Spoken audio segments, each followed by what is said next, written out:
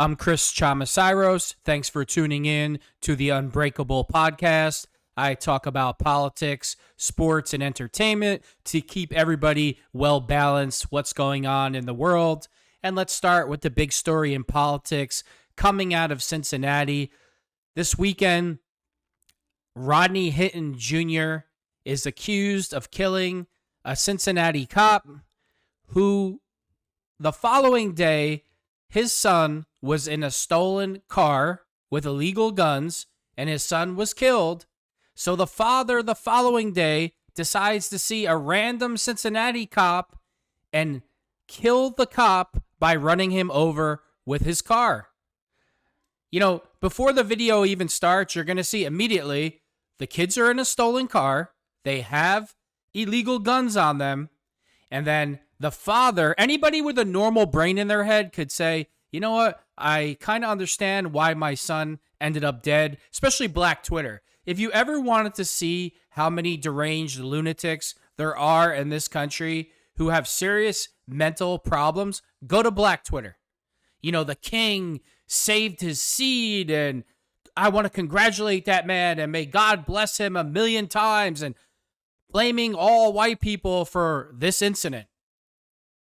This young man, Ryan Hinton, was in a stolen vehicle with 3 friends. They had illegal guns on them. The cops come, and instead of getting out of the car and cooperating, they all take off with weapons. And then somebody ends up dead, and it's the cops' fault, and it's white people's fault. Don't you think we have a serious problem in this country with a lot of people not wanting to take accountability for their actions? So now we're going to spin, not me, now Black Twitter and all the race baiters, they're going to spin this false narrative that this innocent, hardworking black kid was on his way to church or on his way to work, and the white evil cop came and just took his life for absolutely no reason. This kid's father failed him. Your kid's 18 years old in a stolen car with illegal weapons. Right there alone, you're wrong. So this kid's father failed him. And then when he decides to murder a cop, you see why this kid was the way that he was. You understand why he's no longer on earth. I mean, with a parent like that, with a parent as ignorant as that man, you could kind of understand why the kid went down the road that he did. Are we really all going to sit here and pretend like this is just an innocent kid? This is what happens when you play stupid games. You win stupid prizes. So the kid, so what Black Twitter is saying is this. And Mr. Rodney Hinton Jr., he's saying this. My son has the right to put the community in danger, everybody else around them in danger, by taking off, doing 100 miles an hour, running around with illegal guns. He has the right to do that. And if you try to arrest him or make him accountable for his behavior, you're the problem. And that me as the father, I have the right to take your life. Because that's what's being said here by Rodney Hinton Jr. Oh, you got to read the comments. You got to go to Black. If you ever wanted to be entertained, go to Black Twitter when something happens like this and just read the comments, the sick, disgusting, vile comments. But the part about the kid being in a stolen car with illegal weapons, who took off from the police 5 times in a 100-mile-an-hour chase, that never seems to get mentioned. It's the crackers and the devils, and, you know, it's every excuse in the book for this kid's behavior. Let's jump into the video.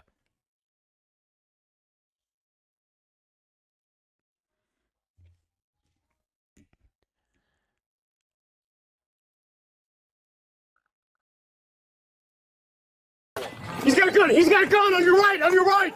He's got a gun.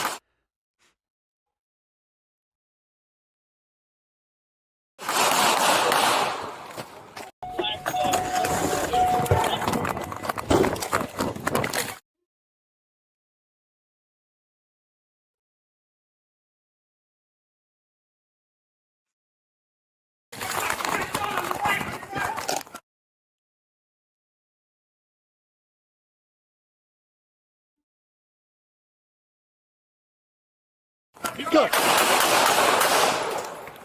Get the fuck down!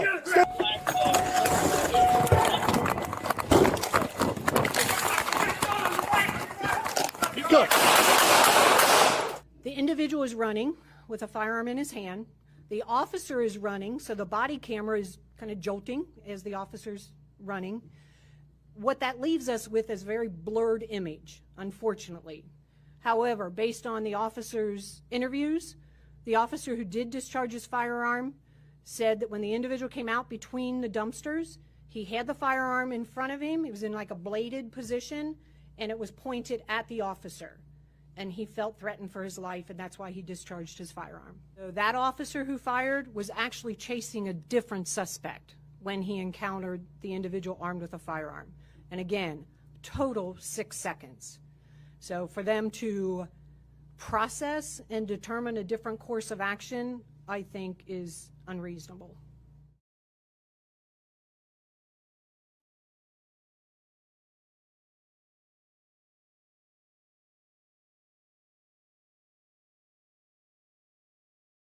Look at this piece of garbage's face. He's so proud of himself. And I love the comment section, like they're trying to intimidate him, stare him down. This piece of crap is a total failure as a father. That's why his son is dead, and now he's blaming everybody else. Your son was running from the police in a stolen car, had illegal weapons on him, running from the cops, and this piece of garbage somehow thinks he's a tough guy with his chin held high. And I love the black Twitter, head held high, the crackers, they couldn't intimidate him. You're really defending this piece of shit? Because that's what he is. If you don't like it, whether he was black, white, Hispanic, I'd be saying the same thing. If this makes me a racist for telling you the truth, then whatever. I don't care. If you don't like hearing the truth, don't watch this channel. I can tell you that right now. He's a total failure as a man. Total effing failure. Your kid, you failed your kid. You know why your kid is dead? You know why Ryan Hitton is dead? Because his father, Rodney Hitton Jr., is an absolute pathetic human being and a failure as a man and as a father. Yeah, such a tough guy.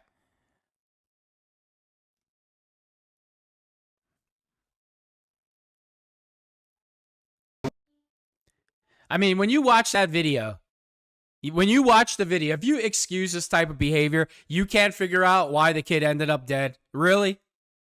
So that's like the big elephant in the room. Everybody forgets the illegal weapons part, running from the cops, being in a stolen car. Nope, it's just white people's fault. No, we just have an epidemic of police officers killing innocent black men on their way to church or on their way to school or just hanging out. That's what this was, right? That's what you want everybody to believe. I'm over this topic. I said what I had to say. I'm going on to the next thing.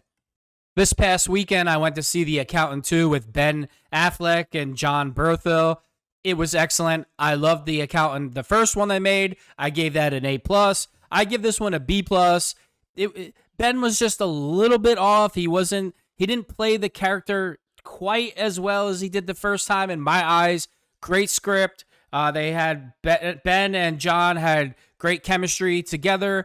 The movie theater was packed with people. Obviously, Ben can still put people in the seats. There was a lot of people in the movie theater. I went to an early movie. I got there. I got my ticket, got my popcorn.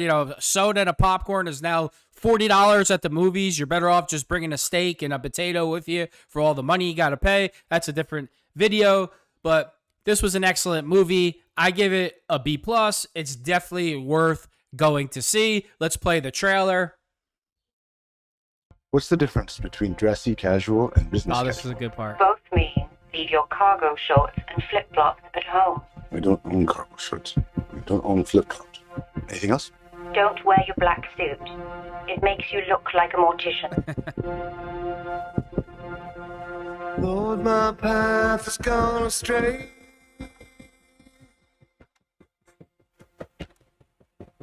I'm just trying to find my way.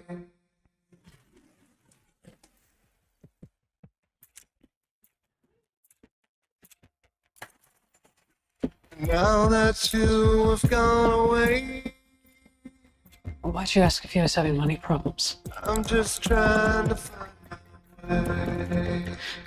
That make you nervous? You're an escaped convict, trained by mob accountants. Your clients are drug cartels, money launderers. Is that a yes? Ray King has been murdered.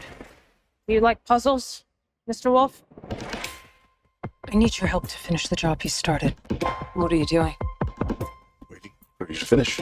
So you can. Do what I need to do. Never meant to see.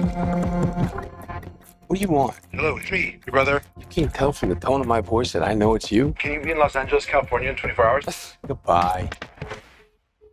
Braxton? All those things inside of me. Was your brother up to speed on the case? A Fed, huh? I need to know who Ray King was meeting with. Let me do the talking. He's him more than I thought. I work for a government agency. I don't torture people. You didn't.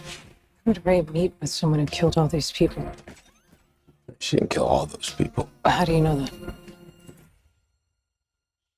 No. You often confess to capital murder? I actually didn't say anything. This is it, huh? Living in a lunchbox. It's quite comfortable. Spent years looking for you. Do you not miss me because of me, or is it your condition? I'm just me. I have made a great mistake. You go over the plan again? Plan? You get these ideas in your head. Good for you. Let's get ourselves killed. Can feel them come. Are you ready? Yeah.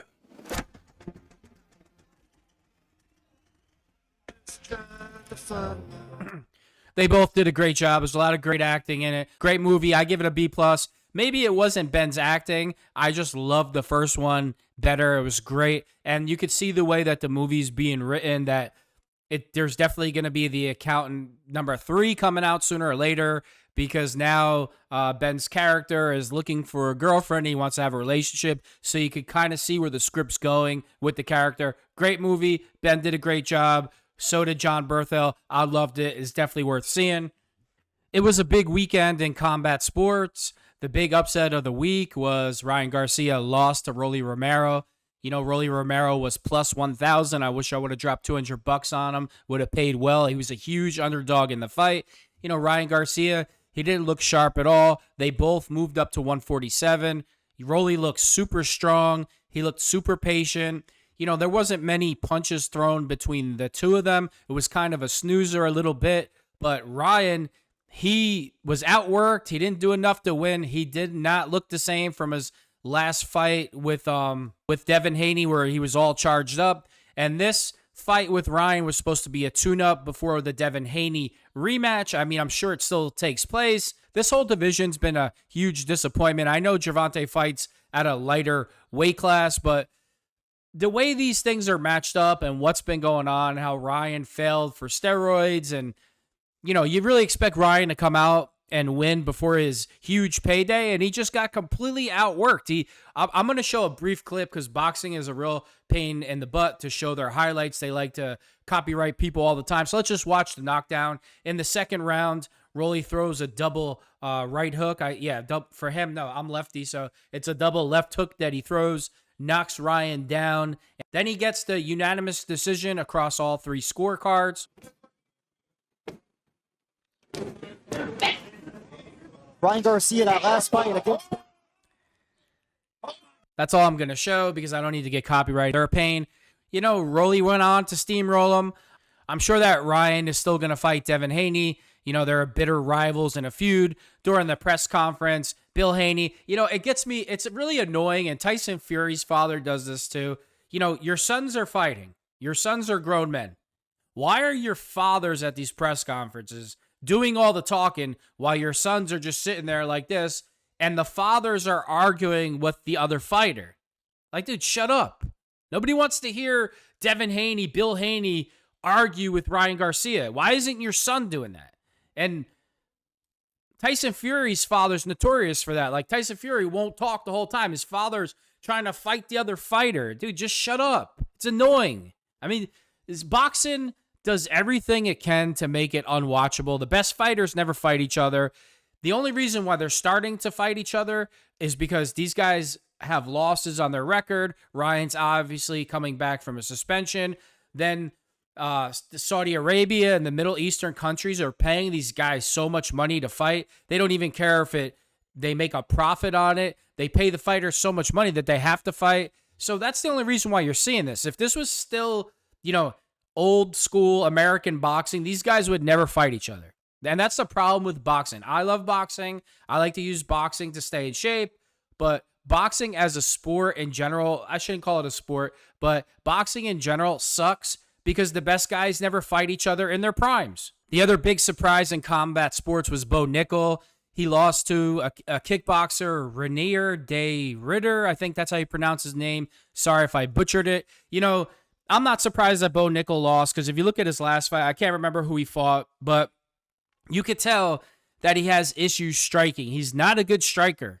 And when you get to this level, if you look at John Jones, if you look at Kobe Covington, if you look at all the top guys, yeah, they were wrestlers, but they really improved their striking. You can't get in here and not know how to strike or just fight. Like some guys, Bo Nickal, I think he's a wrestler. I don't think he's a fighter. And even if he improved his striking, it takes a different type of person to get in the cage and fight. You know what I mean? It's like two pit bulls. Yeah, you have to be skilled. I'm not throwing the skill out the window. But just because you were good in another sport that's somewhat physical doesn't mean that you can fight. And I think you saw that here. I mean, Bo Nickal, he absolutely gets crushed in the dirty boxing. Like, he had no clue what was going on. He took a lot of damage. He kept eating knee after knee to the body, and those will absolutely destroy an opponent. I don't know who this other guy is. I've only seen one other fight, and he is a top-level kickboxer. But Bo Nickal, this is a big upset in UFC and for the UFC brass. They wanted Bo Nickal to be the next big thing, like a Khabib-type fighter at a higher weight, and he gets absolutely manhandled. I'm only going to show 1 minute and 22 seconds of this because I'm telling you, with combat sports, they love to copyright videos all the time. Yeah, he's been busy with them too, guys. Boom. He's nonstop. Another knee. Might have hurt him a bit. Now he's bouncing back. Good job So there just from keep Nickal. throwing knees. Boom, another labor though on the side of Bo Nickal. And you see every time he hit Bo with those knees, like he let out a breath of air. I'm telling you, those are crushing. It's dirty another one. boxing. Yeah, it's Dirty boxing. ugly. The non-stop. Just taking a beating. He seems hurt. Bo's hurt. He's taking shots there. Ooh, another knee. I mean, it was obviously the knees. He ate like 6 knees. He gets pushed into the cage, and then he's just standing there getting punched in the face. But I think he was getting punched in the face like that because you get hit in the body with a knee. Great strategy. And that's kind of surprising because Bo Nickal is a wrestler. You'd think he'd have better grappling skills or dirty boxing skills, and he didn't. He's just totally unprepared for this moment. I'm not going to mention the guy's name. One time I was working out, and I was doing a workout outside, and I was doing some boxing or whatever, and this, 3-time All-American college wrestler at a big-name college, Division I college, national champion multiple times. He's like, hey, can we work out a little bit? I was like, sure. I was like, what do you want to do? He's like, no, I seen you, boxing. And we worked together for a decent period of time. And he told me, he's like, I've taken boxing before. And it was just like, he just couldn't do it. It was just really, you think like a Division I wrestling champion would just be able to pick up boxing so easily. But some guys, they can't do it. I remember watching his feet, and it was like his feet were always it looked like they were stuck in mud. He didn't, not that you even move a lot in boxing, but he had a problem with his movement. He had a problem with his punches, the way they were thrown. And then, we worked together for a little while because I was at the beach every morning doing my workouts, and he would show up. He's like, yo, can you give me 5 rounds of pads? I'd give him the rounds of pads. And then he went on his way to college. Big time wrestler. He even asked me, please don't. I'm like, I'm not going to put on video, dude. I don't need attention. That's not what I'm trying to do. But, and it reminds me of Bo Nickal. And I think that's where Bo Nickal is at. You know, he's really going to have to focus on his striking, maybe go out to Thailand for a while. But some guys just never get it. And if he doesn't get it, this is going to continue to happen at this level. Thanks for tuning in to the Unbreakable podcast. See you tomorrow.